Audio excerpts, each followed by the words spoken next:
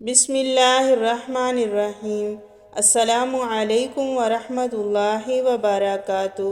حضرت ابو ہریرہ رضی اللہ تعالیٰ عنہ روایت کرتے ہیں، رسول اللہ صلی اللہ علیہ وسلم نے فرمایا، کسی شخص کے لیے اللہ تعالیٰ کی بارگاہ میں ایک مقام لکھا ہوا ہوتا ہے، لیکن وہ اپنے عمل کے سبب اس مقام تک نہیں پہنچتا تو اس کو مسلسل آزمائشوں میں مبتلا کیا جاتا ہے، حتیٰ کہ وہ ان کے سبب اس مقام کو پا لیتا ہے۔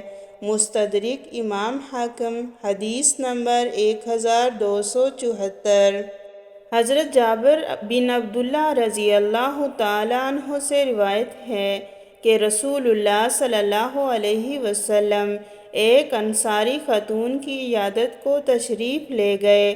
آپ صلی اللہ علیہ وسلم نے اس سے فرمایا، کیا اس کو بخار ہے؟ اس نے کہا، جی ہاں۔ وہ بخار کو گالیاں دینے لگی تو رسول اللہ صلی اللہ علیہ وسلم نے فرمایا، بخار کو گالیاں مت دو، کیونکہ یہ بندے کے گناہوں کو ایسے ختم کر دیتا ہے جیسے آگ لوہے کے زنگ کو ختم کر دیتی ہے۔ مستدرک امام حاکم، حدیث نمبر 1279۔